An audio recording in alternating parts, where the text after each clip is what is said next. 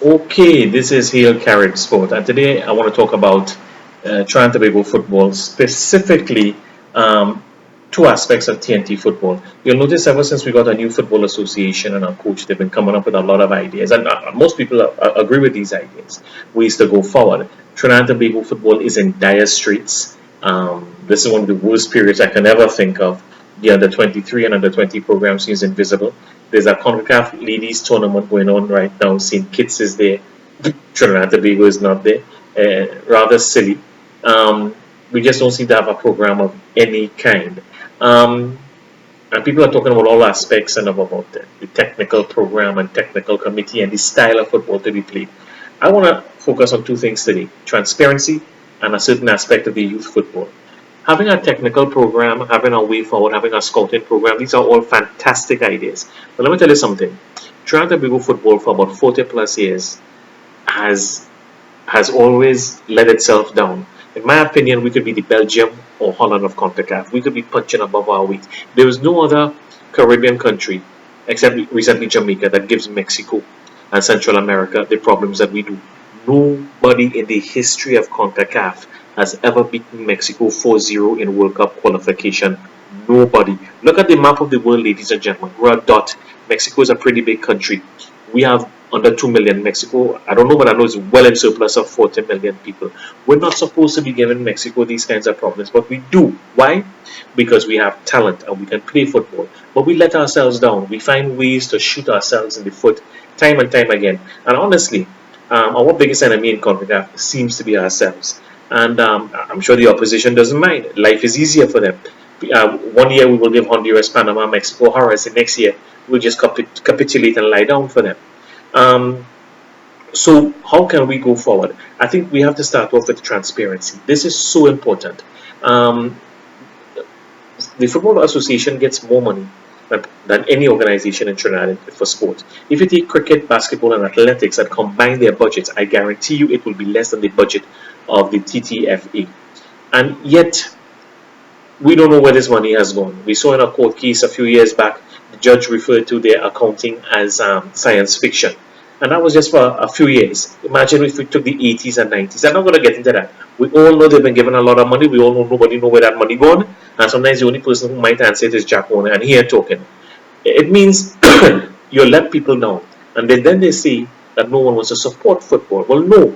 You'll find that when you have an entity that is the most special entity in Trinidad, there is nothing that can bring the people of Trinidad and Tobago together as football does. Not a Brian Lara 400, not a Heasley Crawford gold medal, not even both of them on the same day. Football has a way of breaking down barriers that we come together as one, regardless of race, ethnic background, and religion. They have taken this special entity and instead of being able to market it and make money of it, and maybe they did make money from it, but we ain't seeing it, they have let themselves down. And then when no one wants to be associated with this product, no one wants to spend their money on this product, they say nobody likes football and people jump on the bandwagon at the end. No, nobody wants to be associated with people that they cannot trust. Some people jump on the bandwagon at the end because they love football so much they need to be associated with a team at a World Cup or something. I went home for Christmas. I was willing to spend money to go see PFL matches. None were advertised. Finally, I called the PFL at the end of December. All the woman could tell me is that yes, there are matches in January, but we don't know where. They don't even know where they play in football. You see where I'm coming from? So let's start off with transparency. When you get millions of dollars, let your debits meet your credits and let people know where this money has gone. Don't fill up a stadium, get millions of dollars and say you'll make no money. Don't have a home of football and when people are asking you questions 6 months later, they're still asking questions because you cannot answer them. My solution is if the Ministry of Sport is giving these people their money and to trust you, the Ministry of Sport should assign the accountants to audit their books every year and the bill to be paid by the Football Association. So, in other words, instead of the FA having an accounting firm that they pay, excuse me, let the MOS have their own accounting firm that will do the job, and the Football Association can budget for that. Um, the FA may not like it because the government is not supposed to interfere in football. But if you want tens of millions of dollars, if you have a history of a lack of transparency, abide. And if you have nothing to hide, why would you say no? All people want to see is debits meeting credits and you'll get a couple 10, 20, $30 million per year.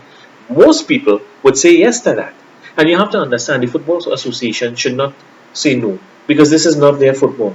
This is our football. You and me, the people of Trinidad and Tobago. So on behalf of the people of Trinidad and Tobago, get your ass in an accounting office and let them audit your books and let your debits meet your credits. I think once you have transparency and a good football program, people will fall over themselves to get to you. Now, let's go on to youth football. Um, they're talking about having a local team in training while the local boys are abroad. Not bad. They'll play a decent standard of football and we'll get them ready. But we also have to have a foundation. A few years back, I think Jack Warner funded it along with the government. The under 16 and under 17 team trained. I think one team became the other.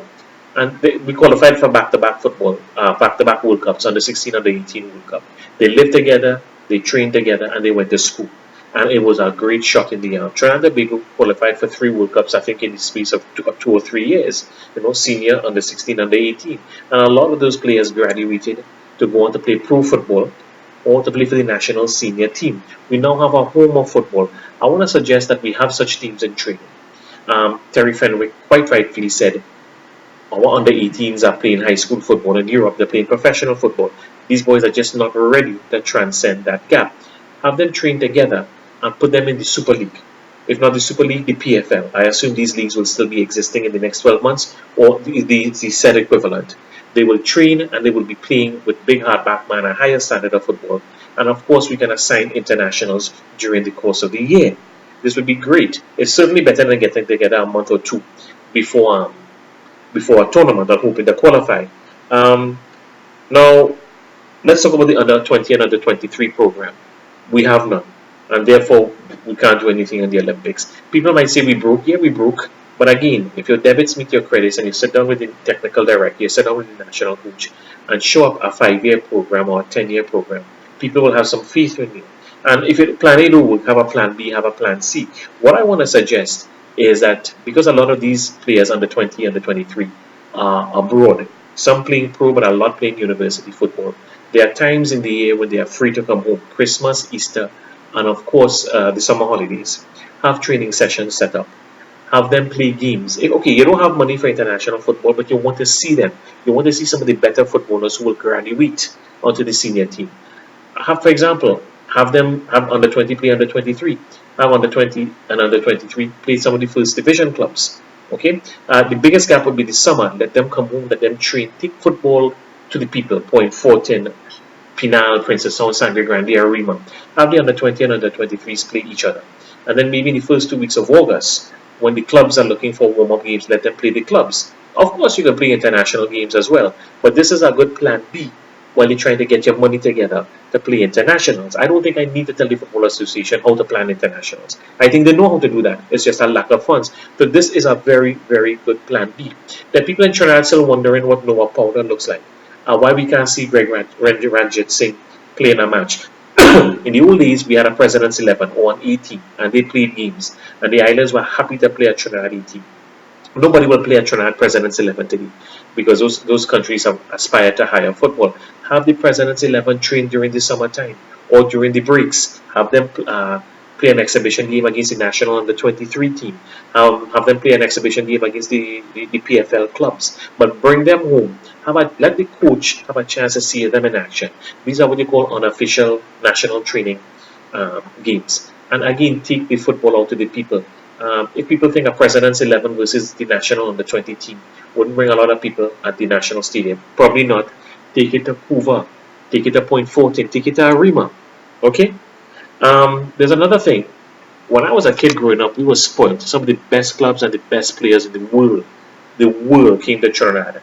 You saw Arsenal, Man U, you saw Crystal Palace, you saw the Swedish champions FC Gothenburg. You really saw a lot of good clubs. You saw Aston Villa, so many clubs were coming.